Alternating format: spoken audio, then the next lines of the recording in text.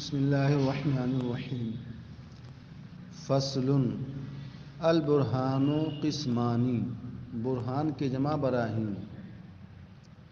ابھی بحث برہان ہی کی چل رہی ہے. بدیہی کی 6 قسمیں بتایا تھا، ان میں سے ایک قیاس برہانی ہے، اور برہان کی تعریف کیا تھا قیاس مؤلف من الیقینیات بدیہیۃ کانت او نظریۃ منتہیۃ الیہا. سمجھ رہے ہیں؟ اب پھر بدیہی کی انہوں نے 6 قسمیں کی تھیں. سمجھ رہے ہیں؟ ان میں سے آخری قسم متواترات تھی. بدیہی کی 6 قسمیں پڑھ چکی. اولیات، فطریات، حدسیات، ایسے ہی مشاہدات، پھر تجربیات، پھر متواترات. یہ 6 قسمیں ہو گئی تھی نا. برہان مرکب ہوتا ہے مقدمات یقینیہ سے. اب وہ چاہے سب کے سب بدیہی ہوں، سمجھ میں آگئی بات، یا یہ کہ بعض بدیہی ہوں اور بعض ایسے نظری ہوں جو نظری بدیہی تک منتہی ہوں. بدیہی کا مطلب یہ ہے کہ نظری ہوں مگر اس نظری کو کسی بدیہی سے معلوم کر لیا جائے. تو آپ بدیہی سے جب مرکب ہے تو بدیہی کی 6 قسمیں کی. احدھا الاولیات، ثانیھا الفطریات، ثالثھا الحدسیات، رابعھا المشاہدات، خامسھا التجربیات، سادسھا المتواترات. 6 قسمیں ہو گئیں. اب یہاں سے برہان کی 2 قسمیں کر رہے ہیں. برہان کی 2 قسمیں، لمی و انی. احدہما لمی و ثانیہما انی. ایک لمی ہے جو لم سے بنا ہے، کسی شے کی علت اور اس کے راز کو جاننا. اور دوسری قسم انی ہے. بات سمجھ میں آئے گی؟ لمی کس کو کہتے ہیں؟ برہان لمی. اما اللمی اما البرہان اللمی فهو الذي يكون الاوسط فيه علة لثبوت الاکبر للاصغر في الواقع. برہان لمی وہ ہے جس میں حد اوسط علت واقع ہو، علت بنے. کس چیز کی علت بنے؟ اصغر کے لیے اکبر کے ثابت ہونے کی. ظاہر سی بات اصغر کے لیے اکبر ثابت نہ ہوتا ہے. العالم متغیر، کل متغیر حادث میں متغیر تو کیا ہے؟ وہ حد اوسط ہے. عالم کیا ہے؟ اصغر ہے. حادث اکبر ہے. جب آپ نے کہا العالم حادث تو عالم کے لیے حادث ہونا ثابت ہوا کہ نہیں ثابت ہوا؟ تو عالم اصغر بنا اور حادث کیا بنا؟ اکبر بنا. اور متغیر کیا ہے؟ اوسط ہے. گویا عالم کے لیے حادث ہونا ثابت ہے مگر متغیر کے تکرار کے واسطے سے. متغیر ہی واسطہ بنا ہے عالم کے لیے. کس کے لیے؟ عالم کے لیے حادث کے ثابت ہونے کا، یعنی اصغر کے لیے اکبر کے ثابت ہونے کا. سمجھ میں آگئی بات؟ تو برہان لمی وہ ہے جس میں حد اوسط علت واقع ہو. کس چیز کی؟ اصغر کے لیے اکبر کے ثابت ہونے کی. کہ اصغر کے لیے اکبر کا ثبوت جو واقع میں ہے تو اس کی علت یہ حد اوسط ہے. کما انہ واسطۃ للحکم فی الذہن. بازی میں آگئی، یعنی واقع میں اصغر کے لیے اکبر کے ثبوت کی حد اوسط کیا ہے؟ علت ہے. جس طریقے سے حد اوسط واسطہ ہے. حد اوسط کیا ہے؟ واسطہ ہے. کس چیز کے لیے؟ للحکم فی الذہن، ذہن میں حکم کے لیے. ایسی بات ہے حد اوسط ہی کے واسطے سے نہ اصغر کے لیے اکبر کا ثبوت ہوا ہے. تو جس طریقے سے حد اوسط ذہن میں اصغر کے لیے اکبر کے حکم کے ثبوت کا یہ واسطہ ہے، ایسے ہی اصغر کے لیے اکبر کے ثبوت کی علت بھی واقع میں ہے. فیسمى به، تو اس کا نام یعنی برہان لمی کا نام لمی رکھا جاتا ہے. کیوں لمی رکھا جاتا ہے؟ برہان لمی کو لمی کیوں کہتے ہیں؟ ظاہر سی بات، لم معنی میں راز کے، علت کے، سبب کے، وجہ کے ہے. فیسمّا بھی، تو برہان لمی کا نام لمی رکھا جاتا ہے لِإِفَادَتِهِ الْلِمِّيَّةَ وَالْعِلِّيَّةَ، اس لیے کہ یہ لمیت اور علیت کا افادہ کرتا ہے۔ لمی کا معنی لم کا معنی علت، بس میں آگی، یعنی یہ برہان اس بات کا فائدہ دیتا ہے کہ اصغر کے لیے اکبر کے ثبوت کی علت یہی حد اوسط ہے۔ گویا اس حد اوسط کی وجہ سے، حد اوسط ہی کی وجہ سے اصغر کے لیے اکبر ثابت ہوا۔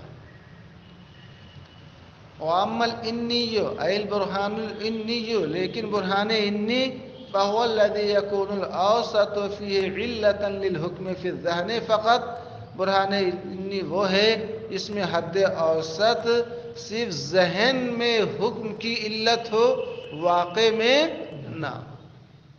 بس میں جس وہاں بتایا تھا نا کہ واقع میں اصغر کے لیے اکبر کے ثبوت کی علت ہو، جس طریقے سے وہ ذہن میں ثبوت حکم کی کیا ہے، وہ علت اور واسطہ ہے۔ صرف ذہن میں حکم کی وہ علت بنے، وَلَمْ يَكُنْ عِلَّةً فِي الْوَاقِعِ، اور واقع میں وہ علت نہ ہو، بل قد يكون معلولا له، بلکہ واقع میں وہ کیا بن جائے، اس کا معلول بن جائے۔ حکم کی علت نہ بنے بلکہ حکم کا کیا بن جائے، معلول بن جائے۔ لمی کو مثال سے واضح کرتے، مثال اللمی، برہان لمی کی مثال، قولو کا، برہان لمی کی مثال آپ کا یہ قول ہے۔ کون سا قول؟ زید محموم، ہے میم حما یحم، حما محموم حمیم سے بنا ہے، جس انسان کو بخار ہوتا ہے اس کے بدن میں حرارت نہ ہوتی ہے، زید محموم، زید کو بخار ہے۔ بخار والے کا بدن گرم نہ ہوتا ہے، زید کو بخار ہے، کیوں؟ یہ دعویٰ ہو گیا نا، اب یہی دلیل، یہی برہان لمی ہے۔ لِأَنَّهُ مُتَعَفِّنُ الْأَخْلَاطِ، اس لیے کہ اس کے اخلاط، ہر انسان کے بدن میں سودا، صفرا، بلغم، دم، سودا، صفرا، بلغم، دم، یہ چار چیزیں ہوتی۔ انسان کوئی چیز کھاتا ہے تو کھانے کے بعد کچھ چیزیں جو بالکل سیاہ کی طرح ہو جاتی ہیں، کوئلے کی طرح، کچھ چیزیں صفرا زرد رنگ کا مادہ بن جاتی ہیں، کچھ چیزیں بلغم بن جاتی ہیں، اور کچھ چیزیں وہی دم یعنی خون بن جاتی ہیں۔ سمجھ رہے ہو نہیں اس میں؟ تو سودا وغیرہ جو ہوتا ہے وہ پیشاب پخانے کے راستے سے باہر ہوتا ہے، صفراوی مادہ اس کے اندر زرد مادہ ہوتا ہے، بلغم ہوتا ہے ناک وغیرہ کے ذریعے، کھکھار کے ذریعے خارج ہوتا ہے، اور خون کی جزوِ بدن بنتا ہے۔ کچھ بھی کھاتا ہے، اسی طرح کوئی بھی چیز آپ پکاتے ہیں تو اس کا بھی یہی حال ہوتا ہے پکنے کے بعد، ایسے ہی ہے۔ تو زید کو بخار ہے، کیوں؟ لِأَنَّهُ مُتَعَفِّنُ الْأَخْلَاطِ، اس لیے کہ اس کے جو اخلاط اربعہ، سودا، صفرا، بلغم، دم، یہ اخلاط اربعہ ہیں، ان میں فساد ہے۔ ان میں کیا پیدا ہو گیا ہے؟ فساد پیدا ہو گیا، فاسد ہو گیا ہے۔ وَكُلُّ مُتَعَفِّنِ الْأَخْلَاطِ مَهْمُومٌ، اور جس انسان کے اخلاط فاسد ہو جائیں وہ کیا ہوتا ہے؟ بخار والا ہوتا ہے، بخار زدہ ہوتا ہے، تپ زدہ ہوتا ہے۔ فَزَيْدٌ مَحْمُومٌ، زید کے اخلاط میں تعفن ہے، جس کے اخلاط میں تعفن ہو بخار والا ہے، تو زید کیا ہے؟ بخار والا ہے۔ فَزَيْدٌ مَحْمُومٌ، دیکھ رہے ہیں یہاں زید محموم میں آپ دیکھیں، یہاں متعفن الاخلاط، متعفن الاخلاط یہی نا حد اوسط ہے، یہ قیاس کی شکل اول کی ضرب اول ہے، دونوں موجبہ کلیہ ہے نا، حد اوسط صغرا میں موضوع، محمول کبرا میں موضوع ہے، متعفن متعفن، یہ گر گیا لِأَنَّهُ میں ہو کا مرجع زید نہ ہے، تو نتیجہ کیا نکلے گا؟ زید محموم۔ سمجھ گئے؟ اب فرماتے ہیں فَكَمَا أَنَّ فِي هَذَا الْقِيَاسِ الْأَوْسَطُ عِلَّةٌ لِثُبُوتِ الْحُمَّى لِلزَّيْدِ فِي ذِهْنِكَ كَذَلِكَ هُوَ عِلَّةٌ لِوُجُودِ الْحُمَّى فِي الْبَاقِعِ، تو جس طریقے سے اس قیاس میں حد اوسط زید کے لیے بخار کے ثبوت کی علت آپ کے ذہن میں ہے، یعنی آپ کے ذہن کے اندر جس طریقے سے حد اوسط یہ علت ہے کس چیز کی؟ زید کے لیے بخار کے ثابت ہونے کی، کذالک اسی طریقے سے ہوا یہ حد اوسط علت ہے کس چیز کی؟ زید کے لیے بخار کے ثبوت اور وجود کی واقع میں بھی۔ گویا ذہن میں جس طریقے سے اصغر کے لیے اکبر کے ثبوت کی علت حد اوسط ہے، ایسے ہی نفس الامر میں اور واقع میں بھی وہ علت ہے۔ ایسا نہیں کہ صرف ذہن میں، واقع میں بھی یہی حال ہے کہ زید کو بخار کیوں آیا؟ اس لیے کہ اس کے بخار کی علت تعفن اخلاق، جو صرف اس قیاس ہی کے اندر حد اوسط جو ہے وہ ذہن کے اندر علت ہی نہیں، بلکہ وہ واقع میں بھی یہی حال ہے، نفس الامر میں بھی یہی ہے کہ کسی کو بخار ہوتا ہے تو تعفن کی وجہ سے ہوتا ہے۔ سمجھ گئے؟ کسی کا پیٹ خراب ہوتا ہے تو دست آنے لگتا ہے، اخلاق میں فساد ہوتا ہے، بخار آ جاتا ہے۔ مثال الانی، تو یہاں متعفن یہی حد اوسط ہے۔ یہ حد اوسط جس طریقے سے آپ کے ذہن میں اصغر کے لیے اکبر کے ثبوت کی علت ہے، ایسے ہی نفس الامر میں بھی واقع میں بھی اصغر کے لیے اکبر کے ثبوت کی علت ہے۔ انی برہان کی مثال آپ کا یہ قول ہے، زید متعفن الاخلاق، یہ دعویٰ ہو گیا کہ زید کیا ہے؟ متعفن الاخلاق ہے۔ تو تعفن کی وجہ سے نہ بخار ہوتا ہے، تعفن علت نہ ہے۔ آپ کا قول زید متعفن الاخلاق، زید متعفن الاخلاق ہے، کیوں؟ لأنہ محموم، اس لیے کہ اسے بخار ہے، اس لیے کہ اسے کیا ہے؟ بخار ہے۔ بخار بتا رہا ہے کہ اس کے اخلاق میں کیا ہے؟ تعفن ہے۔ وَكُلُّ مَحْمُومٍ مُتَعَفِّنُ الْأَخْلَاق، اور ہر بخار والا کیا ہوتا ہے؟ متعفن الاخلاق ہوتا ہے۔ فَزَيْدٌ مُتَعَفِّنُ الْأَخْلَاق، تو زید کے اخلاق میں کیا ہے؟ تعفن ہے۔ آپ یہاں غور کریں گے، دعویٰ ہے زید متعفن الاخلاق ہے، سمجھ رہے ہیں؟ کیوں؟ اس لیے کہ اسے بخار ہے، اور جسے بخار ہوتا ہے اس کے اخلاق میں کیا ہوتا ہے؟ تعفن ہوتا ہے۔ تو زید کے اخلاق میں کیا ہے؟ تعفن ہے۔ فوجود الحمى، تو بخار کا وجود، بخار کا ہونا، بخار کے وجود سے مراد بخار کا ہونا، یہ علت ہے کس چیز کے لیے؟ لثبوت کونہ متعفن الاخلاق فی الذہن کا، بس باقی بخار کا ہونا یہ علت ہے کس چیز کی لیے؟ کس چیز کی علت ہے؟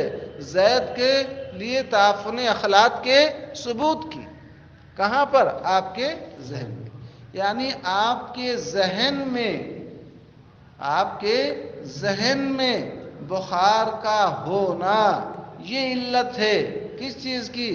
زید کے لیے تعفن اخلاق کے ثبوت کی۔ ہم نے کسی کو بخار زدہ دیکھا تو ہم نے اپنے ذہن میں یہ سمجھا کہ اس کا بخار ہونا یہ علت ہے کس چیز کی؟ اس شخص کے لیے تعفن کے ثبوت کی۔ تو ذہن میں تو وجود حمى یہ علت ہے، بات ذہن میں آگی۔ وَلَيْسَ عِلَّةً فِي نَفْسِ الْأَمْرِ، اور نفس الامر میں یہ علت، واقع میں یہ علت نہیں ہے، بلکہ واقع میں بخار ہونا یہ معلول ہے کس چیز کی؟ تعفن کی۔ وہ تعفن علت ہے اور بخار یہ اس کا معلول ہے، کہ تعفن جب ہوگا تبھی نہ بخار آئے گا۔ تو فرماتے ہیں لیسا علتن فی نفس الامر، بخار کا ہونا نفس الامر میں یہ علت نہیں ہے زید کے لیے متعفن الاخلاق ہونے کی، بل عسى ان يكون الامر فی الواقع بالعکس، بلکہ ہو سکتا ہے کہ واقع میں معاملہ بالکل برعکس ہو، یعنی وجود حمى یہ علت نہ ہو نفس الامر میں، بلکہ یہ معلوم ہے۔ تو انی اور لمی میں فرق یہ ہے کہ لمی کے اندر جس طریقے سے ذہن کے اندر حد اوسط یہ علت ہوا کرتا ہے اصغر کے لیے اکبر کے ثبوت کی، ایسے ہی نفس الامر میں بھی وہ حد اوسط علت ہے اصغر کے لیے اکبر کے ثابت ہونے کی۔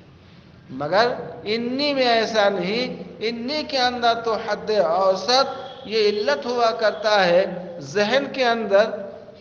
بات سمجھ رہے ہیں؟ اصغر کے لیے اکبر کے ثبوت کی، مگر نفس الامر میں ایسا نہیں ہوتا ہے، بلکہ نفس الامر میں اس کے الٹا ہوتا ہے کہ وہ علت ہونے کی بجائے وہ معلول ہوتا ہے. سمجھ گئے؟ سمجھ میں آ گئی بات؟ اب برہان کی انہوں نے بتایا تھا وہ صناعات خمسہ، وہ کتنے ہیں؟ وہ 5 نہ ہیں. ان میں سے ایک قسم برہانی، الثانی الجدلی، دوسری قسم کیا ہے؟ قیاس جدلی ہے، جدل سے بنا ہے، جدال سے.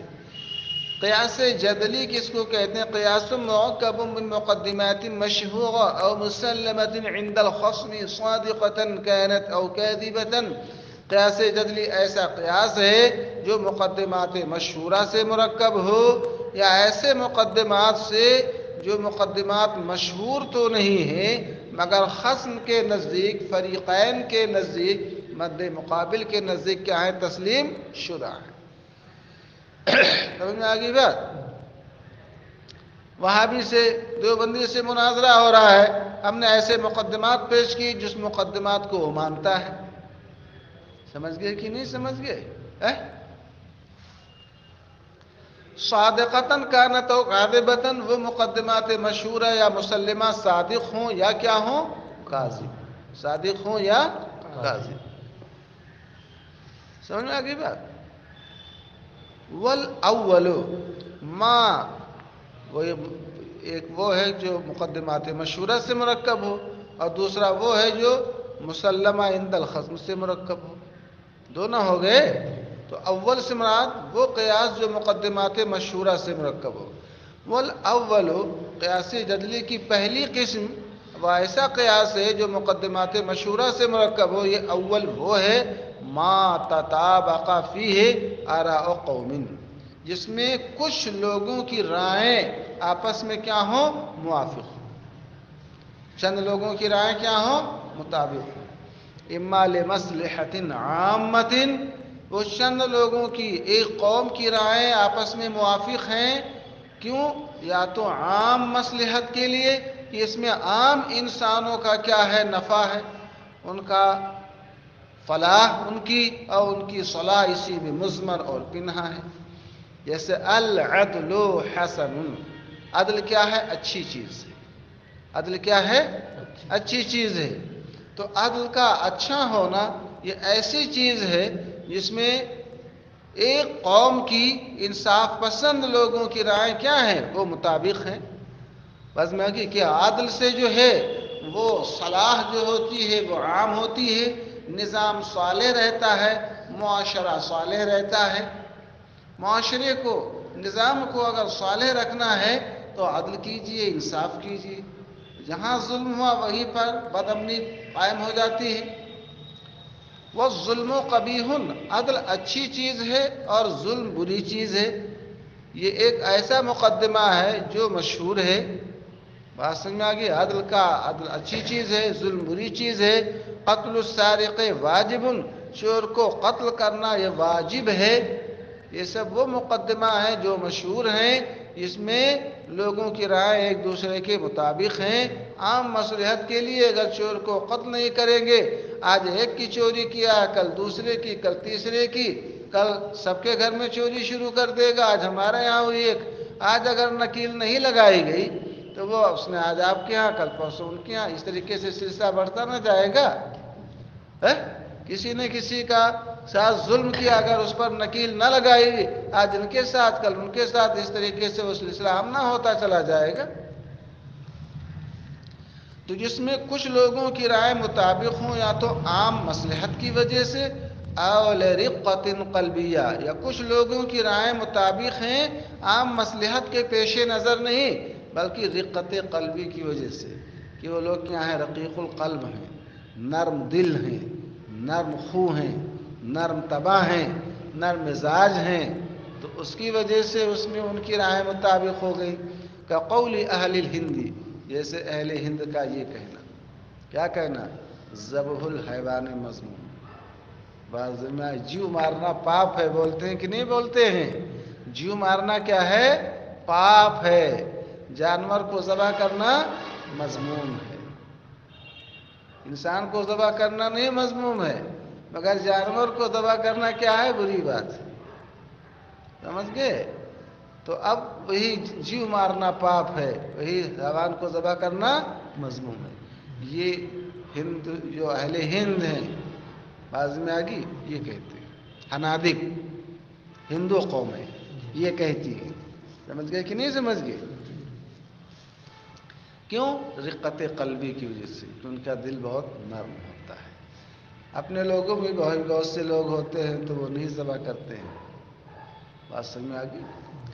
اب انفعالات خلقیت، یا کچھ لوگوں کی رائے عام مصلحت یا رقت قلبی کی وجہ سے نہیں، بلکہ انفعالات خلقی یا مزاجی کی وجہ سے، کہ ان کے اخلاق یا ان کے مزاج جو ہوتے ہیں وہ بہت جلد متاثر ہو جاتے ہیں. انفعال کا معنی کسی شے سے متاثر ہو جانا، تو ان کا مزاج اور ان کا اخلاق کسی چیز سے کیا ہو جاتا ہے؟ متاثر ہو جاتا ہے، کسی چیز کا اثر قبول کر لیتا ہے. فَإِنَّ لِلْأَمْزِجَةِ، مزاج کی جمع یہ امزجہ ہے. فَإِنَّ لِلْأَمْزِجَةِ وَالْعَادَاتِ دَخْلًا عَظِيمًا فِي الْاعْتِقَادَاتِ، کیونکہ مزاجوں اور عادتوں کا اعتقادات کے بارے میں بڑا گہرا دخل ہوتا ہے. مزاجوں اور عادتوں کا اعتقادی امور میں بہت بڑا دخل ہوتا ہے. کوئی سخت مزاج ہوتا ہے، کوئی نرم مزاج ہوتا ہے. فَأَصْحَابُ الْأَمْزِجَةِ الشَّدِيدَةِ يَرَوْنَ الْانْتِقَامَ مِنْ أَهْلِ الشَّجَاعَةِ حَسَنًا، تو جو سخت مزاج کے لوگ ہوتے ہیں وہ شریروں سے انتقام لینا اچھا سمجھتے ہیں، کہ اس کا سر قلم کر دیا جائے. اگر آج اس کی شرارت کا سر قلم نہیں کیا گیا تو اور کسی کے ساتھ آج ایک جھاپڑ مارا، کل اس کو 2 مارے گا، پرسوں 3 مارے گا. سمجھ گئے؟ تو سخت مزاج والے شریروں سے انتقام لینا اچھا سمجھتے ہیں. بات سمجھ گئے کہ نہیں سمجھ گئے؟ وَأَصْحَابُ الْأَمْزِجَةِ اللَّيِّنَةِ يَرَوْنَ الْعَفْوَ خَيْرًا، اور نرم مزاج کے جو لوگ ہوتے ہیں وہ عفو درگزر کو بہتر سمجھتے ہیں، کہ معاف کر دو. نبی اکرم صلی اللہ تعالی علیہ وسلم کو فرمایا گیا وَلَوْ كُنْتَ فَظًّا غَلِيظَ الْقَلْبِ لَانفَضُّوا مِنْ حَوْلِكَ فَاعْفُ عَنْهُمْ وَاسْتَغْفِرْ لَهُمْ. اگر آپ سخت مزاج ہو جائیں گے، غلیظ القلب سخت دل ہو جائیں گے، لَانفَضُّوا مِنْ حَوْلِكَ، تو آپ کے آس پاس سے لوگ بھاگیں گے، تو آپ انہیں معاف کر دیں، عفو درگزر سے کام لیں. باز میں آگی کوئی جو ہے ظلم کرنے میں کوئی کسر باقی نہیں رکھی، مگر ارشاد فرمائے الیوم یوم المرحمہ. باز میں آگی معاف کر دیا گیا سب کو. تو فرماتے ہیں کہ نرم، دیکھیے اعتقادی امور میں کچھ لوگ سمجھتے ہیں کہ عفو اچھی چیز ہے، اعتقادی ہے کسی کا یہ کہ نہیں انتقام اچھی چیز ہے. تو سخت مزاج والوں کا اعتقاد ہے انتقام اچھی چیز ہے، اور نرم مزاج والوں کا اعتقاد کیا ہے؟ کہ عفو درگزر اچھی چیز ہے. وَلِذَلِكَ تَرَى النَّاسَ مُخْتَلِفِينَ فِي الْعَادَاتِ وَالرُّسُومِ، یہی وجہ ہے. کیا وجہ ہے؟ کہ اعتقادی امور میں لوگوں کے مزاجوں کا بڑا گہرا دخل ہوتا ہے. جو جس مزاج کا ہوتا ہے تو وہ اسی قسم کا اپنا اعتقاد رکھتا ہے. اسی لیے عادتوں اور رسموں میں آپ لوگوں کو مختلف دیکھتے ہیں. وَلِكُلِّ قَوْمٍ مَّشْهُورَاتٌ خَاصَّةٌ بِهِ، اور ہر قوم کے ہاں کچھ مشہور چیزیں ہیں جو ان کے ساتھ کیا ہیں؟ خاص. واضح میں آگئی؟ تو ہندوؤں کے ہاں جیو مارنا پاپ ہے. ایسے ہر مذہب کے اندر کچھ نہ کچھ، ہر دھرم کے اندر کچھ مشہور چیزیں ہیں جو صرف انہی کے ہاں وہ ہیں، سب کے ہاں نہیں. وَكَذَلِكَ كُلِّ صِنَاعَةٍ، اسی طریقے سے ہر صنعت، ہر فن میں ایک مشہور چیز ہے. فَمِن مَشْهُورَاتِ النَّحْوِ، نحویین تو ارباب نحو کے ہاں یہ مقدمہ مشہور ہے. الفاعل مرفوع، کہ ہر فاعل مرفوع ہے. والمفعول منصوب، اور ہر مفعول کیا ہوتا ہے؟ منصوب ہوتا ہے. والمضاف الیہ مجرور، ہر مضاف الیہ مجرور ہوتا ہے. یہ نحویوں کیا مقدمہ مشہور ہے کہ نہیں مشہور ہے؟ بات سمجھ میں آ گئی؟ اسی طریقے سے ارباب اصول کے ہاں یہ مقدمہ مشہور ہے، الامر للوجوب، امر کس کے لیے آتا ہے جب قرینے سے خالی ہو؟ وجوب کے لیے، فرضیت کے لیے آتا ہے۔ قاعدہ ان کے یہاں یہ ہے کہ نہیں ہے؟ ایسے منطق میں پڑھیں گے، فلسفے میں پڑھیں گے، علم کلام میں پڑھیں گے، بات سمجھ میں آگی؟ ما هو الاصلح للعبد فليس ذلك بواجب على الله تعالی، بندوں کے لیے جو چیز نفع بخش ہو وہ اللہ کے ذمے واجب نہیں ہے۔ سمجھ گئے کہ نہیں سمجھ گئے؟ نبی پاک صلی اللہ علیہ وسلم کے بارے میں معراج کیا ہے؟ معراج حق ہے، رؤیت اللہ تعالی حق، اللہ تعالیٰ کا دیدار یہ بھی حق ہے۔ اس طریقے سے بہت سی ہیں، علم کلام میں بھی آپ پڑھیں گے، الکرامت ثابتۃ، کرامت کیا ہے؟ اہل اللہ کے لیے ثابت ہے۔ یہ سب ہیں کہ نہیں؟ تو ہر فن کے مشہورات ہیں، بات ذہن میں آ گئی؟ والثانی، قیاس جدلی کے بارے میں بتایا تھا، ایک وہ قیاس ہے جو مقدمات مشہورہ سے مرکب ہو، ایک وہ ہے جو مسلمہ عند الخصم سے مرکب ہو۔ فرماتے ہیں والثانی، قیاس جدلی کی دوسری قسم وہ ہے ما یؤلف من المسلمات بین المتخاصمین، وہ قیاس ہے جو ایسے مقدمات سے مرکب ہو جو متخاصمین یعنی فریقین کے درمیان مسلم ہو۔ سنی وہابی کا مناظرہ ہے تو سنی بھی وہ مقدمہ مانے، وہابی بھی اس مناظرے کو مانے، بات سمجھ میں آگئی؟ اولی المشہورات شبہم بالاولیات، کہتے ہیں اور مقدمات مشہورہ یہ بدیہی اولی کے ساتھ کیا رکھتے ہیں؟ مشابہت رکھتے ہیں، بدیہی اولی تو نہیں ہے مگر شبہم بالاولیات، مقدمات مشہورہ بدیہی اولی کے مشابہ ہیں۔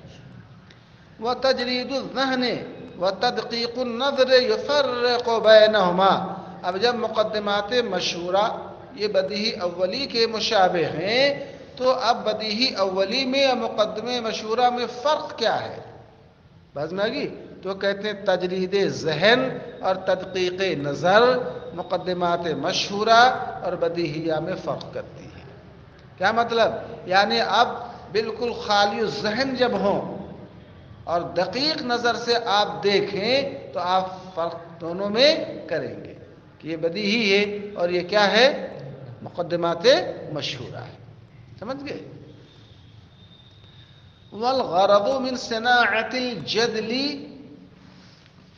الزام الخصم، قیاس جدلی، بات میں آگئی؟ صناعت جدل، بات میں آگئی؟ اس صنعت سے مقصود کیا ہے؟ الزام الخصم، خصم کے اوپر کیا کرنا؟ الزام وارد کرنا، بات میں آگئی؟ اس پر الزامی جواب دینا، بات سمجھ رہے نہیں سمجھ رہے ہیں؟ وحفظ الرائے، اس کے اوپر خصم کے اوپر الزام وارد کرنا اور رائے کو کیا کرنا؟ محفوظ رکھنا۔ مثال کے طور پر ہم یہ کہتے ہیں ان اللہ علی کل شیء قدیر، بے شک اللہ ہر شے پر قادر ہے۔